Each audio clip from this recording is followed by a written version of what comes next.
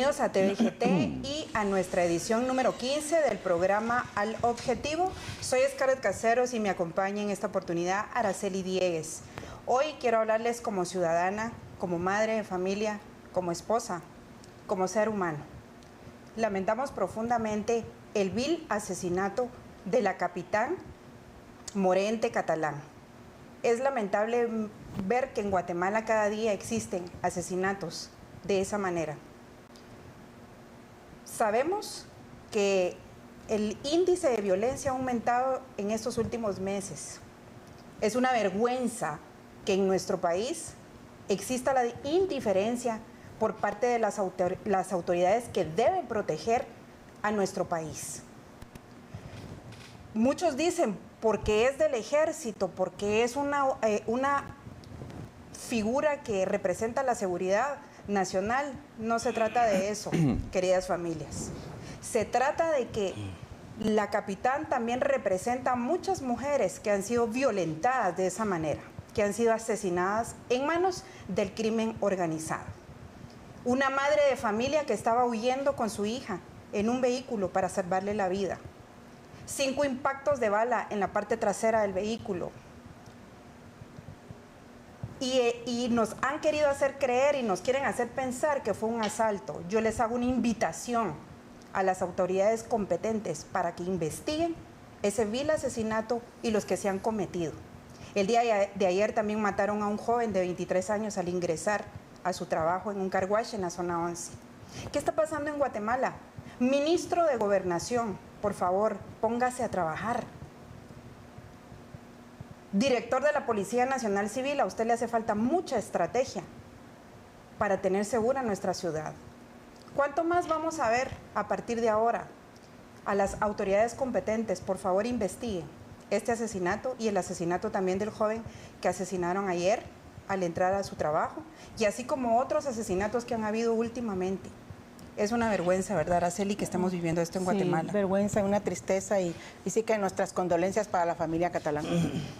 Nuestras condolencias también para el Ejército de Guatemala, para las familias que también han sido enlutadas de esta manera, y especialmente yo me pongo a pensar como madre lo que tuvo que presenciar la nena con su mamá, los efectos que a su salud psicológica y física puede causar una experiencia tan dolorosa, como los efectos que vamos a tener que ver a través de muchas noticias nuevamente, incluso noticias amarillistas, que gozan con este tipo de situaciones, pero nosotros no. En TVGT Noticias queremos pedir a las autoridades que hagan su trabajo, que investiguen, porque este crimen no debe quedar impune como el resto de crímenes que tienen ahí en investigaciones, ¿verdad, Araceli? Sí. Pues bien, después de este corto saludo lamentable, paso a lo siguiente. Pues tenemos diversidad de programas, gracias a Dios regresando. Sí. Gracias por los saludos también, Araceli, no, de para verdad mi hijo que fue pues intervenido de emergencia por una situación en su estómago, pero gracias a Dios ahí está mi muchacho recuperándose, a quien envío un fuerte abrazo.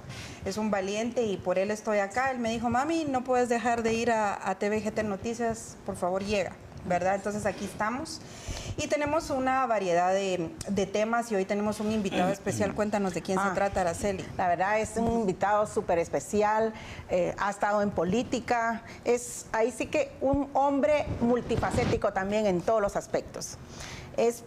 Tenemos al doctor Francisco Ballesteros, especialista en medicina integrativa, neuropatía, homeopatía, quiropraxia y metabolismo, instructor de defensa personal, agente de cambio, guatemalteco comprometido con nuestro país.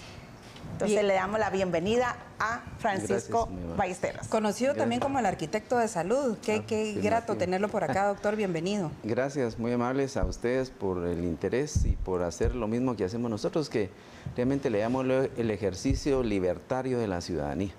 Empezar a traer y a discutir temas que se obvian por los medios de comunicaciones ordinarios y que dentro de los propios momentos de Estado tampoco hay espacio para discutirlos, pero que son de profunda y radical preocupación y que van a requerir de acciones de cada uno de los ciudadanos en el corto plazo para tener realmente ese acceso al estado de bienestar y a la calidad de vida.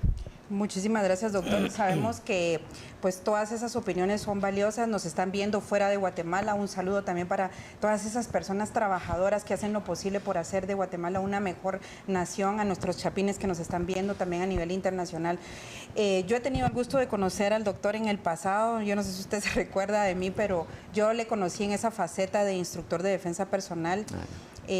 Pues recibí una clase, qué clase de verdad. No, me imagino. Tremenda. Pero quiero aprovechar este espacio porque usted también ha ejercido un liderazgo en muchos jóvenes, ¿verdad? Entonces, con esta disciplina, me encantaría también que, además de ese rol como médico y todo, nos comparta, porque yo sé que también usted ha participado en aspectos políticos. ¿Nos puede comentar cuál ha sido su participación? Bueno, realmente desde que estaba en la universidad estuve en la Asociación de Estudiantes, en la AEU, y milité en diferentes partidos políticos en movimientos de juventud. Y naturalmente en la vida profesional pues hemos participado activamente, hemos sido varias veces candidatos a diferentes puestos, hemos gozado de alguna experiencia institucional siendo funcionario en diferentes instituciones. Y también he tenido la suerte de poder trabajar en el Congreso de la República en diferentes comisiones, incluyendo la Comisión de Salud, la Comisión al Consumidor. Y he participado en diferentes proyectos de ley en su formulación, como fue el caso de la primera ley de los medicamentos, las normas de competencia y de calidad a nivel centroamericano y algunos otros proyectos de ley que abordaron los sentidos de la medicina tradicional y la medicina integrativa como una estrategia real y efectiva que pudiera paliar el término de la salud integral para todos los guatemaltecos, ¿verdad? Y naturalmente hemos ejercido los cargos con la meritoria calidad que esperamos que hayan sido resultados muy bien aprovechados por las sociedades y que de alguna manera nos han dado un poco de autonomía y de autoridad para hablar de algunos temas, ¿verdad? Excelente, qué interesante el poder saber que pues usted ha tenido esta oportunidad con referente a esa iniciativa que se había planteado. ¿Nos puede contar de qué se trata específicamente? Bueno, realmente las medicinas, como todos saben, en Guatemala siguen siendo las más caras de la región, inexplicablemente, porque uno solo pasa a la frontera a México y los productos valen la mitad. Y realmente no es una cuestión de que digamos calidades, porque son las mismas casas farmacéuticas, son los mismos productos, tienen los mismos nombres, pero aquí valen más. De alguna manera eso sí vulnera el sentido de la adquisición medicamentosa. Pero aquí hay que hablar de dos paradigmas. Uno, el problema que tenemos a nivel formal de entender que la medicina es eminentemente curativa, y el paradigma alternativo que viene a ser a que la medicina debe ser preventiva y utilizar todos los medios a nuestro alcance para no caer en un estado curativo. Cuando hablamos de economía de estado, las medicinas curativas son notablemente más caras y todos los procesos curativos son más caros que los preventivos, definitivamente, a razón de 10 por 1. ¿Verdad? Es mejor no ir a una intervención o no tener un padecimiento crónico a tener una vida con calidad, cuidando de los procesos saludables que no me hagan llegar a estar en una instancia crítica, que implique ya procesos curativos, invasivos y que definitivamente siempre tienen daños colaterales. Es mentira que una medicación tomada de por vida no genere un daño colateral. No hay medicina que en la sumatoria de residuales químicos en el cuerpo no empiece a crear alteraciones químico-biológicas en el mismo. Eso no es cierto. No hay ninguna medicina que uno la pueda tomar toda la vida y que piense uno que su cuerpo va a estar igual. No es así. Y no digamos cuando hay procesos de intervenciones quirúrgicas, se afectan canales linfáticos, se afectan conexiones nerviosas, no se vuelve a tener la misma funcionalidad de un 100% del órgano o de lo que se haya intervenido, y las recuperaciones son largas y muy costosas, y definitivamente no se queda en una expectativa, digámosle, de aprovechamiento del 100% de la función perdida. Esa es la realidad. Entonces, apostar a que los modelos de salud deben de caminar en procesos curativos, cual el modelo lo tenemos hoy en día, es bastante atentatorio para el Estado por el costo que representa, y definitivamente la gente extrema llega cuando de veras ya no puede caminar y a veces es tarde, o a veces los procesos son demasiado invasivos o muy dañinos o son terriblemente catastróficos que van a terminar en una pérdida de una vida. Doctor, y ya con su especialidad en ciencias de la salud, usted que ha estado muchísimo tiempo dedicado en esto, ¿cuáles han sido los principales desafíos que usted, en los cuales usted se ha afrontado por el tema de las oportunidades económicas de los pacientes, de las situaciones políticas y culturales que ha tenido que pues, enfrentar nuestra sociedad? Bueno, voy a sintetizar y van a perdonar, hice unos apuntitos. Lo primero es la escasez de recurso humano capacitado. Entiéndase que ese es un problema. Las universidades no producen la cantidad de personal de salud, voy a hablarlo en tema general, y la oferta de salud en cuanto a las capacidades instaladas es demasiado escasa. No podemos continuar pensando que el Hospital Roosevelt, que tiene 70 años, sea el Hospital Prime. Deberían de haber ya por lo menos un Roosevelt por cada departamento. Porque en ese momento, cuando se hizo el Hospital Roosevelt, Guatemala tenía 3 millones de personas. Y era un hospital de los más avanzados de Centroamérica, patrocinado pues por Estados Unidos de América con una visión de guerra y una pista de aterrizaje a la par, que era la 9ª Avenida, con la idea de que ese hospital pudiera traer la gente herida de la batalla que se iba a armar en Cuba y similares, ¿verdad? Era un hospital hecho con esas capacidades, con las mayores tecnologías y con las mejores calidades posibles que han permitido que llegue hasta hoy, 70 años después, cuando en construcción hospitalaria se habla de que un hospital no puede durar más de 40 años y termina su vida útil, en el sentido que cambian las necesidades, los equipamientos tecnológicos requieren otras capacidades y las demandas mismas de servicios de atención eléctrica, drenajes, y todo eso va modelándose pues porque aparecen otros formatos de trabajo. Entonces ese es un problema segundo. El tercer problema va a venir en que nosotros en ese tema de infraestructura estamos insuficientemente determinados, pero deterioradamente ya en el extremo. Estamos demasiado deteriorados, o sea, muchas de esas infraestructuras ya terminaron su tiempo de vida útil y no hay planes de desarrollo, no hay otra posibilidad de tener otro San Juan de Dios, que ya deberían de haber 2 o deberían de haber 3. El tercer problema es que las inversiones en salud han ido a la baja. Si yo te hablara del presupuesto de salud del año 2022 era 12.700 millones, el del 2023 fue 12.053, se perdieron 600 millones de inversión. En el del 2024 fue 11.200, se volvieron a perder 800 millones. O sea, la inversión en los últimos años, con excepción del presupuesto de hoy en día, que es de 15.200 millones, fueron a la baja. Entonces, ¿cómo podemos ir a la baja en una inversión pensando que a la inversa, por menos que invertimos, la calidad de la salud va hacia arriba? Eso es una falacia formal y conceptual, no se puede tener eso. La tercera parte del tema va a ser el tema de la inequidad en la distribución geográfica. ¿Qué quiere decir? Que las atenciones en salud son urbanas y que las atenciones rurales son escasas. Si hablamos de la cantidad de personal de cobertura por cada 10.000 habitantes urbanos, hay 36 especialistas sanitarios. Llamémosle sanitario como una palabra, pueden ser médicos, enfermeras y todo lo demás. Y por lo rural solo hay 3 personas. Y muchos de esos 3 no son profesionales universitarios, no cuentan con estudios de escuela, por decirlo así. Realmente son gente que por la tradición o por la costumbre o son gestores de salud, realmente no son especialistas. Y si vamos a ver con cuántos recursos hay, que es decir que en Guatemala hay 3.300 centros comunitarios de salud, 957 puestos de salud, 26 centros de salud tipo A y 264 de salud tipo B, para 16 millones de personas. Y la oferta de la iniciativa privada, pues aproximadamente, en un dato que conseguí en 2010, había 2.300 clínicas privadas y 62 hospitales privados. Realmente esos hospitales y esas clínicas están instaladas en las partes urbanas. Entonces la inequidad de la salud está básicamente del lado indígena, del lado de la ruralidad versus la urbanidad. Y si vamos a que la salud la han puesto ya un acceso de lujo o es un acceso suntuarista y que realmente muchas empresas se dedican al negocio de la salud, pues definitivamente el acceso a eso es mucho menor.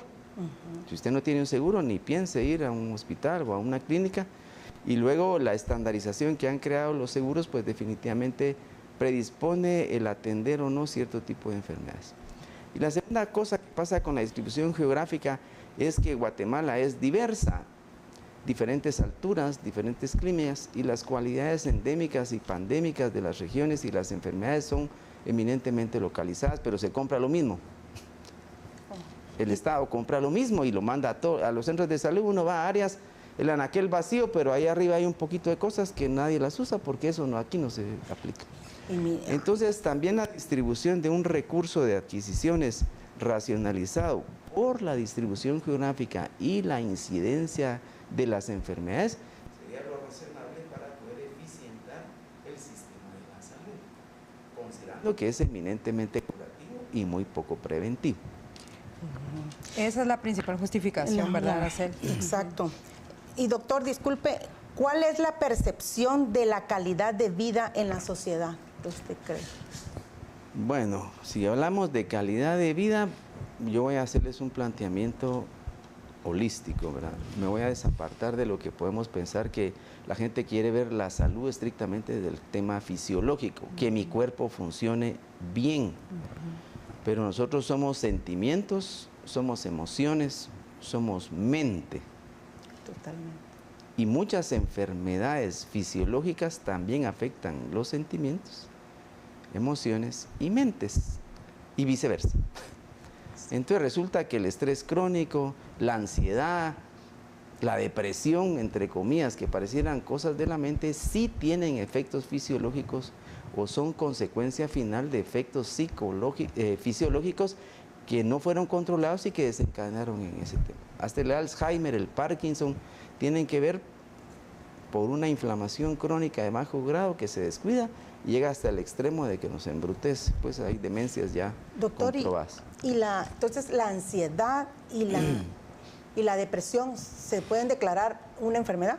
Son enfermedades. Son enfermedades que principian principalmente por la alteración de la hormona del estrés que se llama cortisol, que es una relación del mecanismo de sobrevivencia del cuerpo, ¿verdad? Lucha, combate y huida, ¿verdad? Es un mecanismo natural. Y los riñones generan esta hormona, ¿verdad? Las glándulas adrenales generan esta hormona, pero se tiene que usar solo para las emergencias, pero como yo le meto emergencias que no existen, entonces me mantengo en un sistema de alerta constante y eso empieza a dar problemas. Empieza a dar disfunciones, empieza a dar inflamaciones crónicas, empieza a dar problemas con la insulina y empieza a dar problemas con el manejo de la glucosa y empieza prediabetes, diabetes y ahí empieza todo lo demás. El cuerpo en decadencia, ¿verdad? Entonces estas enfermedades van a la par de con un psicólogo, no solo medicina. ¿Con otra especialidad? Depende de que nosotros lo queramos ver. Porque la ansiedad y la depresión. Te voy a decir, yo personalmente te voy a decir, cuando alguien ya tiene síntomas de ansiedad es porque fisiológicamente ya llegó al límite. Y la consecuencia de la ansiedad es un manifiesto de que yo no estoy teniendo un adecuado control del estrés, porque hay estrés metabólico, las células se estresan, o sea, ya hay un problema fisiológico que me detona un síntoma de carácter emocional. Qué complicados somos nosotros como seres humanos y creo que muchos efectos que también tienen mucho que ver en cómo nos sentimos ahora generacionalmente hablando después del COVID, doctor. Es eso lo que yo le quiero preguntar.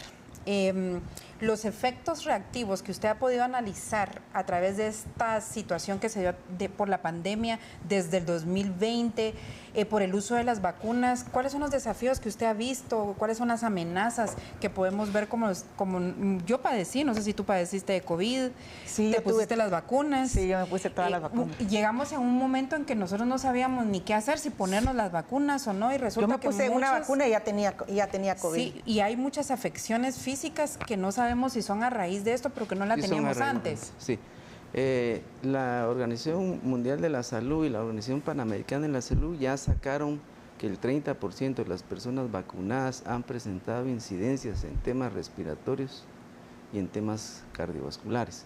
Y en un informe que se entregó en enero al Congreso de la República de Estados Unidos, se afirma en el Congreso de Estados Unidos en ese informe que efectivamente las vacunas sí han provocado daños fisiológicos a las personas entre los 30 y los 45 años primariamente. Doctor, yo he visto en un alto porcentaje, y lo digo así abiertamente, mi hijo después de las vacunas ha tenido migrañas recurrentes, y yo, o sea, mi instinto materno me dice que fue por las vacunas. Puede ser que esté equivocada, pero he escuchado otros testimonios que de la misma forma también han padecido de migrañas derivado al tiempo de vacunas. ¿Puede ser esto posible? Te voy a responder de una manera técnica.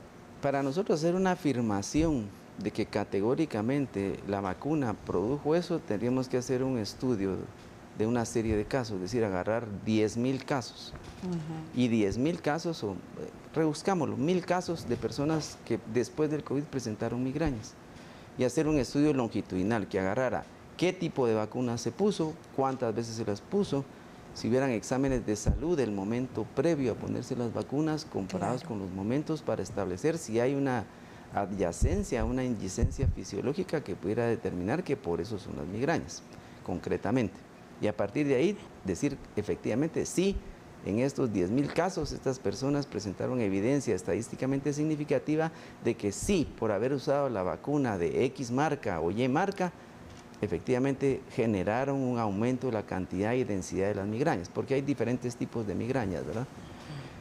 Y decir dentro de esos tipos cuáles son los de la migraña que se ven afectos, los que fueron del lóbulo frontal, los que están en el lobo parietal, los que están en la parte transversa o los que agarran toda la cabeza, porque depende qué tipo. Entonces, habría que hacer un estudio, ¿verdad?, sintético de cómo es que vamos a abordar el proceso en Guatemala.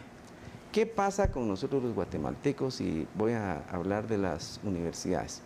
Las universidades hacemos investigación, y hacemos investigación de tesis en función a ciertos parámetros de referencia o ciertas modas o ciertas tendencias, y salen una gran cantidad de documentos de tesis. Yo soy de la idea que las tesis deben de agarrar cosas o estudios longitudinales, y vamos a hacer 100 tesis dedicadas al tema COVID.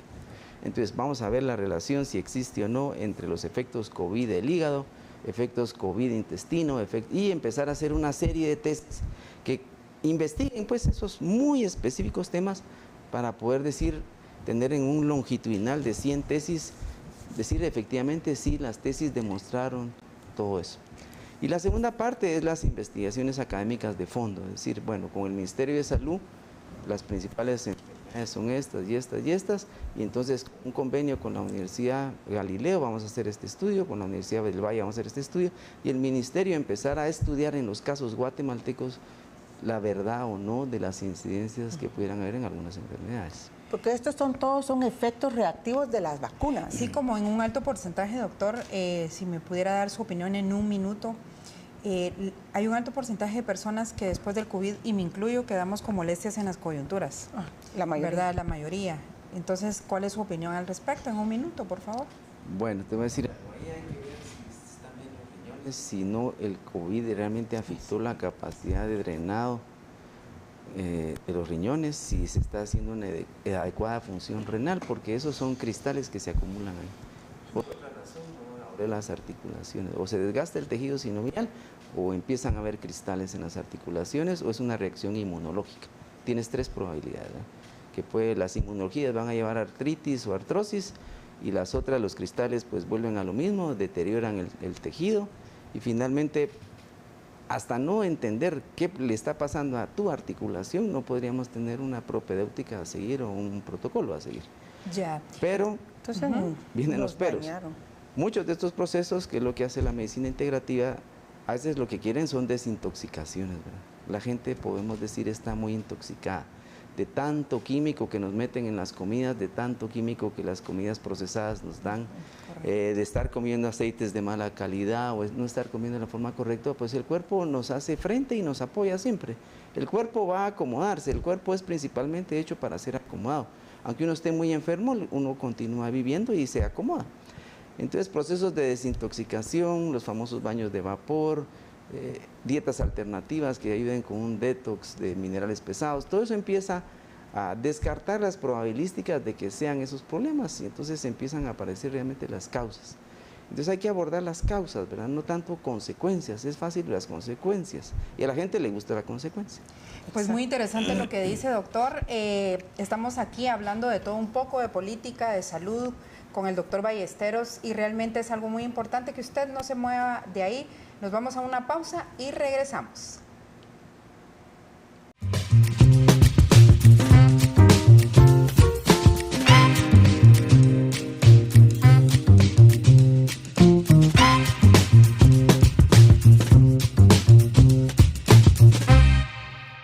Síguenos en nuestras redes sociales.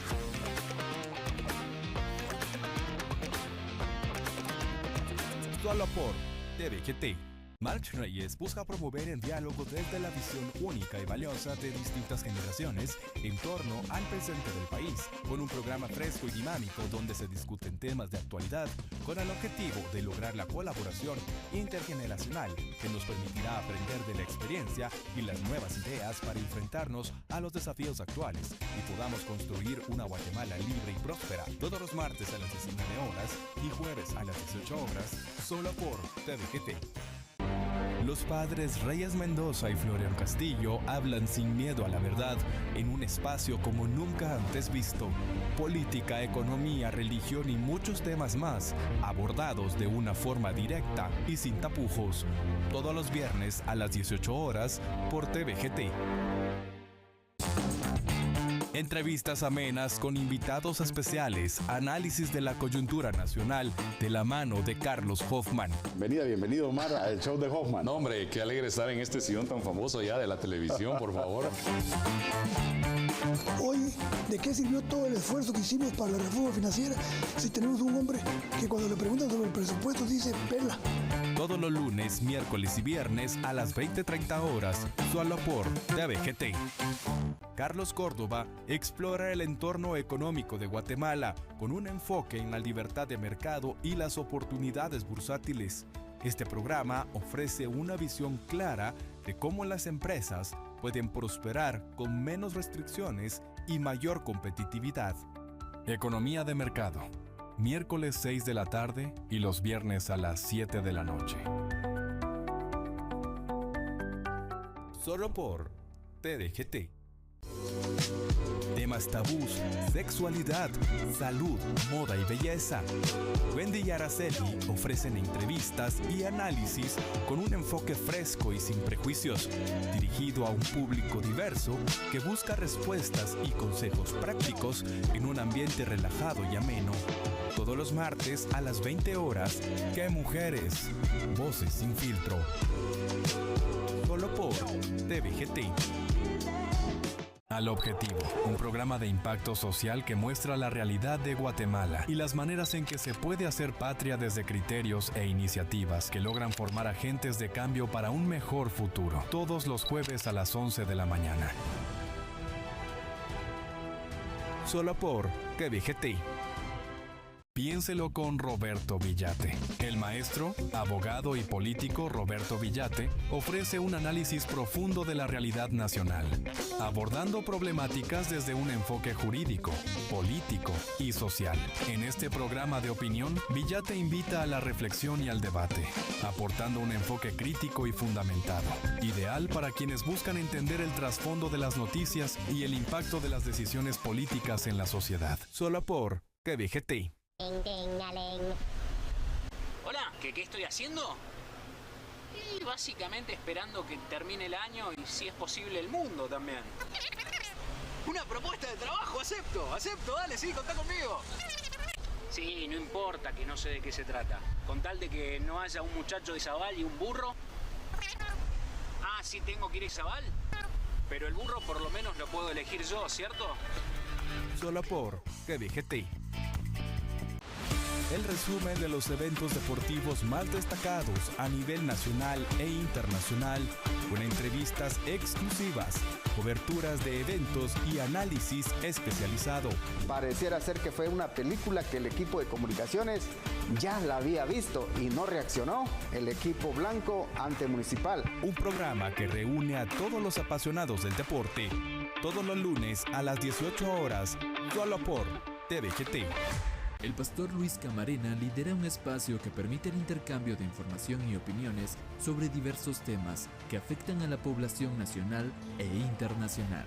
desde una visión crítica. Te invito para que puedas estar conmigo todos los miércoles a las 8 de la noche, hora de Guatemala, en Faro de Opinión. Un espacio donde reina la libertad. Destacando la importancia de los valores y formación espiritual ante la coyuntura política. Solo por TVGT. Este programa presenta opiniones políticas de los presentadores e invitados. TVGT Noticias no asume responsabilidad por las opiniones expresadas que no reflejan necesariamente nuestra postura. TVGT Noticias, la verdad hecha noticia.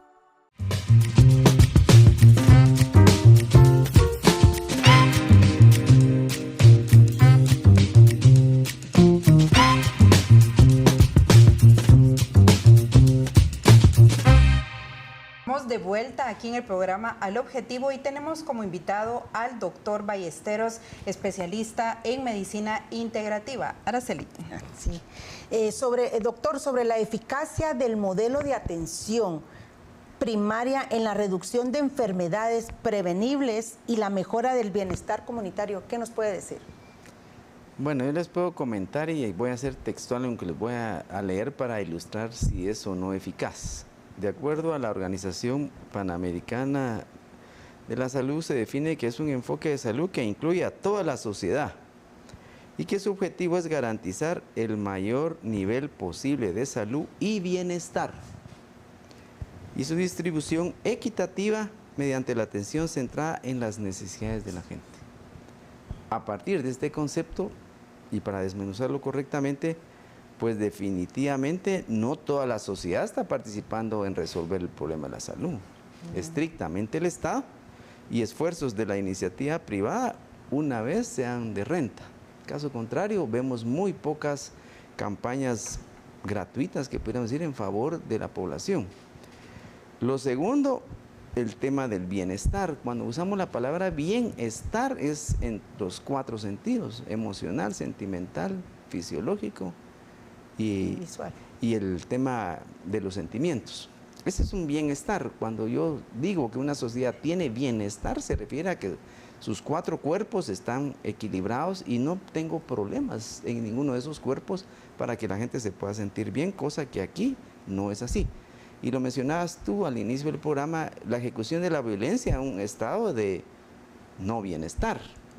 Alguien está incómodo emocionalmente, alguien está sentimentalmente incómodo, alguien tiene frustración y toma la línea de la criminalidad como el acceso a resolver sus necesidades, cosa que no es cierto, pero lo toma, y empiezan a haber flagrancias a ese estado de bienestar de los otros, porque el bienestar no solo es el mío, sino el de los otros.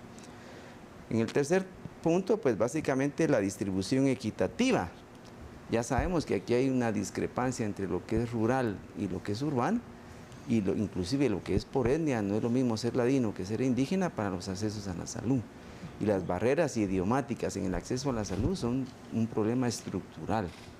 Mucha gente no puede explicar la sintomatología o no conoce el significante de lo que yo le preguntara. Si yo a un indígena le pregunto, ¿y su tremor de la mano de dónde viene? Pues definitivamente no conoce ni la palabra tremor, que es le tiembla la mano, y tal vez él no conoce la palabra temblor como algo que esté dentro. Él se imagina temblores de tierra, pero no imagina que temblores hay en la mano, ¿verdad? Entonces, esas disfunciones conceptuales también no permiten que el mensaje llegue y que uno entienda el problema de la salud, ¿verdad?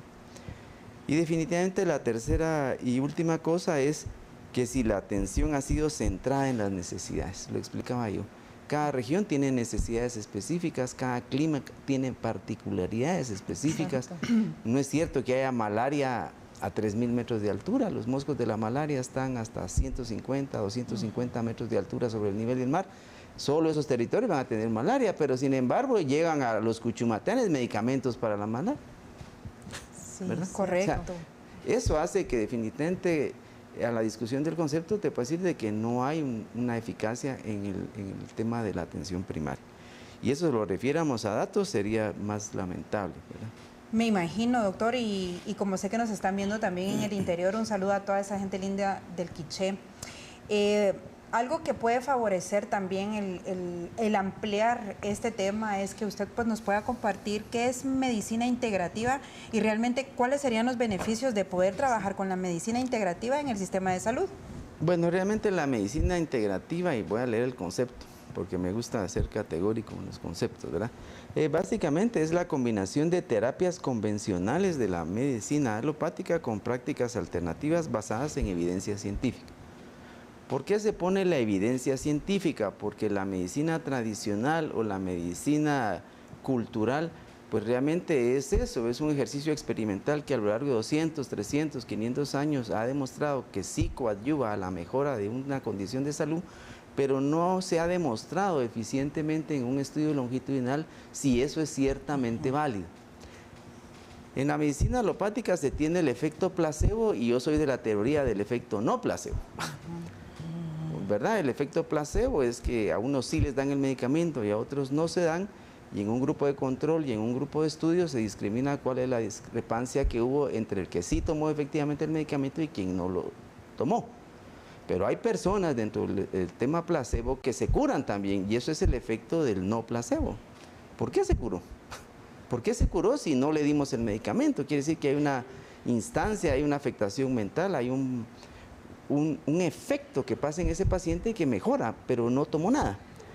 Puede ser efecto somático, puede ser un efecto de internación, y ahí aparece un poco ya un pensamiento cuántico para entender esa situación. Es lo que dicen, que a veces las enfermedades nos las generamos mentalmente.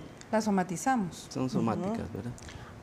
Y entonces que uno hable de pulgas y uno ya le pica. Ya le pica, exacto. Hablan de piojos y uno ya siente que anda caminando. Rascando, ¿cierto? Entonces el cuerpo en sí, la mente, es capaz de que a los inductores nerviosos de veras sentimos que están caminando los piojos en la cabeza, porque es capaz de reproducir, aunque tal vez nunca hayamos tenido piojos, un efecto colectivo, porque las células cuánticamente sí se comunican a otras y sí pasan información de un lado para otro. Eso hay que tenerlo como un paradigma que hace efectos sociales. Los ejemplos, pues tenemos básicamente la naturopatía, la homeopatía, la acupuntura china, y todos se centran entre las terapias alternativas que van a provocar estados de bienestar, que se suman a las condiciones fisiológicas. La medicina alopática tiene efectos puramente químico-biológicos, mientras que estas entran en los campos alternativos, ¿verdad? La radiofrecuencia, el magnetismo corporal, la conducción eléctrica. Caso de la acupuntura, o sea, los nervios corren por ciertos canales, pero hay otros canales energéticos donde va la energía vital del cuerpo y son intervenidos por la acupuntura y crean sanidades. Okay. Y eso ya se estudia en la Universidad de China, tuve la oportunidad de estudiar yo allá, y hay doctorados, entiéndase, doctorados, no licenciaturas, en acupuntura aplicada. Y los hospitales de toda China, dentro de las terapias, cuando uno entra por un problema de salud, primero pasa por las terapias antiguas, alternativas e integrativas, para después quedarse con las alopáticas. Okay. Doctor, y derivado a una vida de mucho estrés, porque vivimos demasiado estrés, sí. Las afecciones psicosomáticas han afectado la salud. Hablemos de los padecimientos comunes y riesgos porque nos dan por tanto estrés que vivimos, porque vivimos un estrés si vamos en el tráfico, en el trabajo. O manejando, a qué horas lo van a saltar a uno y uno va todo tenso. Eso, lo explicaba hace un momentito, la reacción de combate, lucha y huida, ¿verdad? O sea, yo voy manejando, pero voy combativo. Entonces, mi cuerpo, yo puedo controlar la cantidad en función a mi tensión. Uno va viendo retrovisor. A cuánto cortisol le meto a la sangre, pero resulta que el cortisol no solo es cortisol, el cortisol eleva la glucosa en la sangre, ¿verdad? Pero si yo estoy media hora, está bien. Pero hoy en día la gente pasa 2, 3, hasta 4 horas, ya 4 horas de vivir en estado de tensión, generando cortisol, elevando la glucosa, eso sí va a dar problemas. Sí. Y después mucha gente en la mañana se toma la glucosa y tengo el alto azúcar. No, el cortisol en la mañana está alto y eleva el azúcar en sangre y por lo tanto la glicemia en sangre es alta.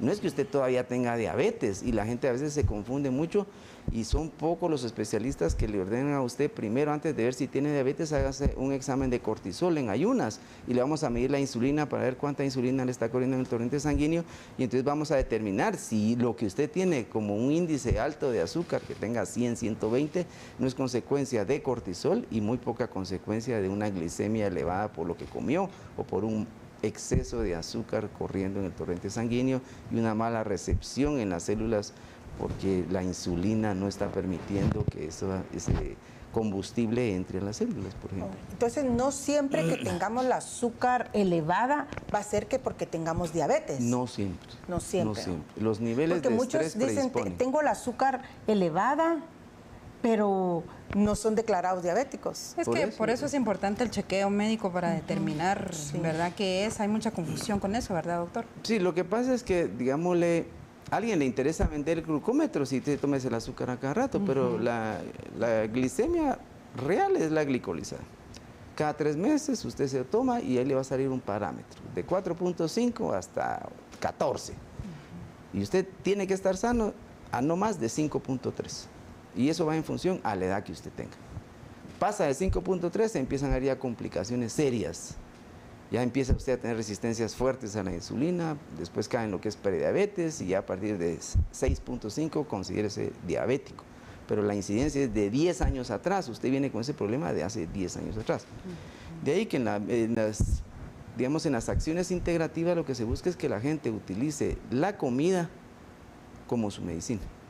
Usted coma médicamente hablando. Y yo tengo en las páginas que estoy creando en este momento ya una primera escuela de calidad de vida, donde nosotros estamos impulsando un curso, por ejemplo, manejo de la hormona del estrés, uso, desventajas y fracasos. Entonces usted en 10 horas de un curso que toma 1 hora por semana y es a través de talleres que usted va a desarrollar, usted va a experimentar y va a aprender a manejar el cortisol. Usted lo genera el cortisol, usted es el que crea el estado de alerta, usted es el que define que esta situación es peligrosa. Entonces, a través de terapias como el mindfulness y otras terapias de meditación, de respiración profunda y todo, usted va a lograr bajar el nivel de cortisol en sangre y por lo tanto disminuye inflamación, disminuye endorfinas y disminuye un montón de cualidades que le alteran esa condición metabólica que tarde o temprano, después de 1 año de estar usted en ese estrés, le va a dar un efecto.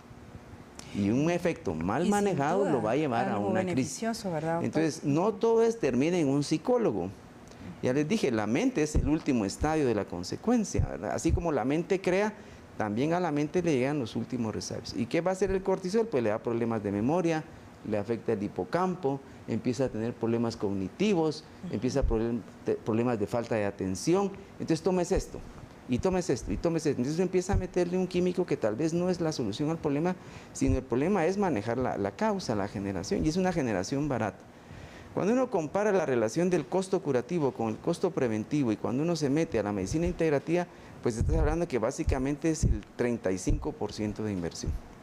¿Qué quiere decir eso? Que usted, es más barato, en lugar de ir a comprar un medicamento que le vale 700, 800 quetzales, con usted estar tomando un té de valeriana, un té de tilo y un té de belladona, claro, 2 o 3 veces al día, usted baja su acción parasimpática y le va a costar a usted el botecito o el kilo, lo que usted compre, le va a estar costando 100 quetzales. Usted se va a ahorrar 600 y eso le va a durar 2 o 3 meses. Y si usted ya compra el compuesto ya preparado, pues va a salir mucho más barato. Ese es un gran beneficio. Y esa es una acción preventiva. Si aparte usted va respirando profundamente y en la noche usted hace respiración profunda previa a dormir, le mejora el nivel de melatonina porque se obliga a bajar el nivel de cortisol. Y es un problema normal. La gente no duerme porque tiene exceso de cortisol.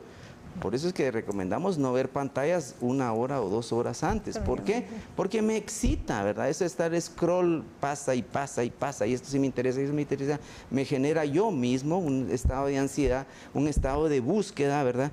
Y eso me eleva el cortisol inconscientemente, uno mismo lo provoca, y eso evita que la melatonina entre, porque no puede estar usted alerta medio dormido, ¿verdad? Entonces el cuerpo es sabio, baja la melatonina, sube el cortisol, y entonces usted ya no puede dormir. Que hay que hacer al revés, bajemos el cortisol para que la melatonina se pueda elevar. Qué valioso, con razón vos no te dormís, Araceli. Yo no me duermo. Ya saben nuestros seguidores por qué Araceli no se... No, las dos no dormimos, ¿verdad?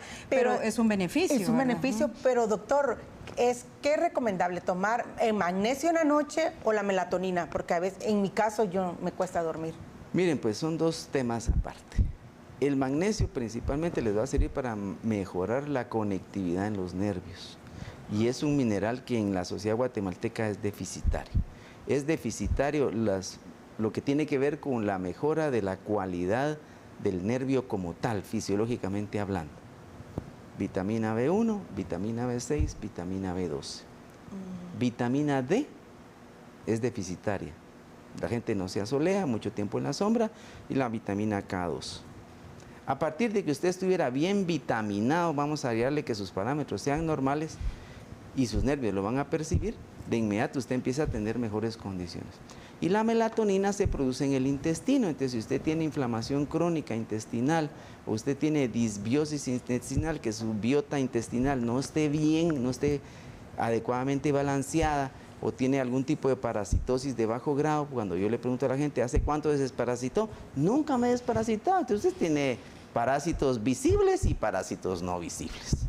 Ya cuando usted de alguna manera ya presenta parásitos longitudinales visibles, pues usted ya tiene una infestación. Pero hay unos chiquitines que pues, no se ven, que se ven como puntitos blancos. Es recomendable tomar esas pastillas una sola dosis, que las venden en la farmacia, que uno las toma cada cierto tiempo. Lo mejor es saber qué necesitas realmente para lo mejor es saber qué parásito tengo yo, porque aparece la cándida, ¿verdad? Que es un parásito muy recurrente. La candidiasis no solo está a nivel vaginal, que es otro gran error. Hay candidiasis en la boca, a nivel estomacal, en el intestino grueso, en el intestino delgado. La cándida es un hongo que anda por todo el cuerpo. Cuando hay un desbalance, principalmente en el pH, y porque hay más albúminas que uno no está controlando, uno empieza a generar la candidiasis, ¿verdad? Inclusive las uñas de los hongos, las uñas de los hongos en los pies, tienen que ver precisamente con eso. Entonces los parásitos, no solamente estamos hablando de un tipo, entonces uno va a hacerse un examen, popularmente se le llama de heces, y ahí le aparece a usted los parásitos visibles y los invisibles, le van a definir el nombre y apellido, y en función a eso pues viene el tratamiento. Hay unos genéricos que uno puede tomar, como el albendazol, mebendazol y otros, que son de una sola toma, pero esos se orientan más a los largos longitudinales visibles. Wow, hay que ir a consultar a Sí, yo he ido con él es mi, aparte de mi amigo, es mi médico también y excelente homeópata, la verdad. Me sentí yo curada, pues todavía falta un proceso ahora. Sí, sí. Pero precisamente, doctor, para hablar de todo un poco, que yo sé que muchos guatemaltecos nos hemos preguntado esto. Yo he notado de que personal del ICS pues atiende de manera privada, y esto me lleva a la siguiente pregunta. ¿Qué beneficios tendría el Ministerio de Salud de poder trabajar en alianza con las instituciones privadas, con las clínicas privadas? ¿Qué fortalezas podemos ver en esa unificación para atender a la sociedad? Yo diría que las acciones viables van a ser en 3 sentidos. Uno, tener legislaciones que realmente garanticen la medicina integrativa como una práctica coherente, consecuente y eficaz. En el Congreso de la República hubo un proyecto de ley del sistema de salud popular tradicional en Guatemala que le pudiera aperturar a poder tener dentro del Sistema Nacional de Salud la probabilística de que en todos los hospitales hubieran clínicas de atención de este tipo, de corte integrativo propiamente, que también se acepte la medicina tradicional como parte de los procesos terapéuticos.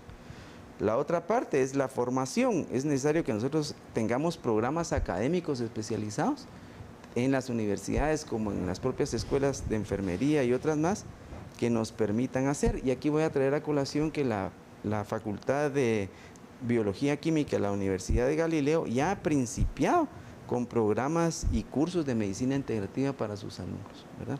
A nivel de lo que es biológico. En la formación, pues hay que establecer programas académicos especializados que nos permitan conocer y capacitar gente. No se requiere que usted sea un médico cirujano, no, cualquier persona puede accesar a ser naturópata, cualquier persona puede ser homeópata, no se requiere forzosamente, porque cuando se habla de un concepto integrativo hay gente que se encarga de la parte alopática, digamos la medicina tradicional, y gente con otras visiones que se va a encargar de la fase alternativa, y se establece un sentido de complementariedad, se debe ser complementario. Y luego divulgarse las campañas de sensibilización. Hoy estamos acá sensibilizando a la audiencia de la probabilística que hay, de que hay otros parámetros que le pueden ayudar a su salud con mucho más bajo costo y que usted puede hacerlos perfectamente en su casa. ¿Qué necesita? Una conducción, una pequeña capacitación, porque a nadie le va a quitar o poner manejar el cortisol. Eso no le suma ni le quita a nadie, al contrario, beneficia a todos. Y no se requiere ser un médico muy especializado para entender el problema del cortisol. Usted lo entiende fácilmente, lo aprende a manejar y usted está en el autocontrol.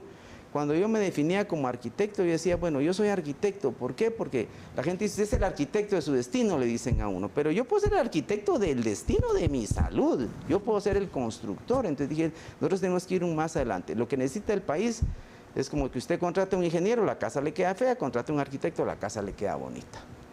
Hay otras cosas que los arquitectos toman en cuenta que los ingenieros no nos toman en cuenta. Entonces, hay una gran diferencia entre una casa de un arquitecto y una casa de un ingeniero.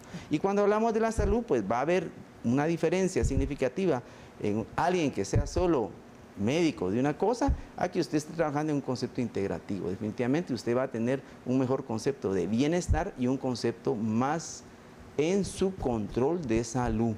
No dejarse manejar por la publicidad, no dejarse manejar por las marcas, no dejarse manejar por aquello que el mercado nos quiere vender como saludable, que no lo es definitivamente, porque una vez se le pone un empaque a cualquier producto o alimento, implica la adherencia, la inclusión o el agregado de componentes externos a la naturaleza original de ese alimento. Ojalá que en el Ministerio de Salud, si nos están viendo, tomen en cuenta estos puntos que son muy valiosos, porque a la larga el velar por la vida de toda persona es importante y qué bueno contar con estos recursos. Doctor, sobre el rol de la neuropatía y de la homeopatía para el tratamiento de enfermedades comunes, ¿qué nos puede decir?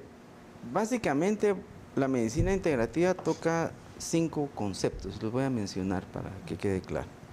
Están los sistemas médicos alternativos, que usa las medicinas tradicionales, las homeopatías, las homotoxicologías y las naturopatías, ¿verdad? El otro tema son las terapias biológicas y naturales, como la fitoterapia, la trototerapia, la zooterapia y la mineraloterapia, que cubren deficiencias. Las terapias de manipulación corporal, como la quiropraxia, el yoga, el masaje y el drenaje linfático. Vale decirles que ya hay gente especializada en drenaje linfático. Y eso ayuda mucho para el linfedema, para la descarga de las piernas hinchadas. Todo eso tiene que ver, y en la práctica alopática se usa el drenaje linfático como una especialidad. Pero es una técnica alternativa, muy antigua por cierto. Ya los griegos hacían drenaje linfático. Y las terapias con enfoque mente-cuerpo, como la meditación, la relajación, inclusive hasta la propia oración es una terapia. Y las terapias basadas en la energía, como el tai chi, la acupuntura, la reflexología y la terapia neural, que ya la medicina alopática está usando la terapia neural. Y uno escucha que las terapias del dolor son tratadas a través de terapias neurales, que es una mezcla entre procaína y un medicamento homeopático. ¿Nos puede especificar cuáles son esas dos? La terapia neural. Sí, de las que acaba de mencionar. Sí, la terapia neural va a servir, es una mezcla entre procaína y un... ¿Y qué es procaína? La procaína es como una especie de anestésico. Procaína. Procaínas. Ok. Y con un elemento homeopático, con un medicamento homeopático. Entonces se diluye a un 25% y eso hace muchos efectos dentro del cuerpo, ¿verdad? Principalmente en la parte nerviosa. Entonces hay médicos ya especialistas que trabajan la terapia neural. Y se dan cursos de capacitación, pero por los problemas que han habido, que esa es otra cosa que les quiero mencionar, pues se ha no permitido que solamente médicos puedan hacer la terapia neural, pues ha habido gente que sin conocimiento anatómico de funcionamientos o de cadenas nerviosas han creado algunos daños. Y aquí debo decirles que dentro de mi propuesta, pues definitivamente tiene que haber lo que yo le llamo una regulación, ¿verdad? O sea que todas las prácticas alternativas deben de estar reguladas. ¿Qué quiere decir? Que todos los que estudien o tengan habilidades o desarrollen conocimientos deben estar debidamente regulados para su práctica. Ya el Ministerio de Salud, como el Ministerio de Trabajo, han regulado las prácticas, ya han empezado. Hoy en día los naturópatas, los homeópatas ya son regulados. Ya presentan un papel activo dentro. Tienen que estar ya acreditados por el DRACES en el Ministerio de Salud Pública. Ajá. Y en el Ministerio de Trabajo en la División de Trabajo. O sea, ya tienen un como especie de número de registro, tienen que tener una clínica certificada. Ya se ha ido abandonando un poco las prácticas, digámosle, empiristas, que entran en riña con la medicina tradicional, ¿verdad? Porque ellos se resisten a no certificarse o a no acreditarse. El Ministerio de Salud ya ha acreditado las prácticas tradicionales, caso de las partos, ¿verdad? Las parteras están acreditadas por el Ministerio de Salud y en Guatemala de los 60,000 niños que nacen al año, les puedo decir que por lo menos 45,000 nacen por secuencia de partos naturales, asistidos por parteras, y hay alrededor de 800 parteras en Guatemala. Ok, doctor, en un minuto nos puede resumir, como entrenador de defensa personal, háblenos de los beneficios para la salud, el entrenar, el hacer el ejercicio. Bueno, aquí vuelvo a lo mismo. Hágase usted el gestor de su seguridad. De aquí me va a salir del tema. No espere que otro le venga a socorrer, porque cuando uno tiene instancia de alto riesgo para la vida, está uno absolutamente solo. Solo con lo que usted sabe, solo con lo que usted conoce y con las habilidades y destrezas que usted pueda tener. Todos tienen el derecho a la vida, nadie puede morir y nadie debe tomar el derecho de su vida. Y usted tiene en el derecho natural de pelear con todos los recursos que usted tenga a su mano por su vida. No puede usted desmerecer la oportunidad de pelear por su vida. Y ese es un derecho. Pero así como usted se está capacitando para tener una vida saludable, también eso es parte de los bienestares psicológicos. Una persona que tiene un adecuado entrenamiento definitivamente mejora su condición emocional de estrés. Totalmente. Muchísimas gracias, doctor. Definitivamente cada punto ha sido muy importante. Invitamos a nuestros televidentes o a quienes no pudieron escuchar todo el programa que nos busquen a través de las redes sociales, en Facebook, en YouTube, para ponerse al día acerca de este tema que nuestro doctor, el arquitecto de salud, el doctor Ballestero, pues nos trajo el día de hoy. Agradecemos muchísimo su amable sintonía y nos vemos el próximo jueves aquí en el programa Al Objetivo.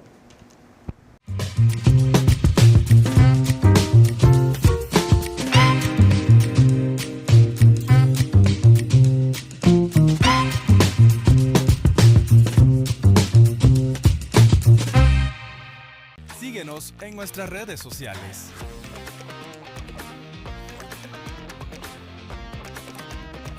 Solo por TVGT. March Reyes busca promover el diálogo desde la visión única y valiosa de distintas generaciones en torno al presente del país, con un programa fresco y dinámico donde se discuten temas de actualidad con el objetivo de lograr la colaboración intergeneracional que nos permitirá aprender de la experiencia y las nuevas ideas para enfrentarnos a los desafíos actuales y podamos construir una Guatemala libre y próspera, todos los martes a las 19 horas y jueves a las 18 horas, solo por TVGT. Los padres Reyes Mendoza y Florian Castillo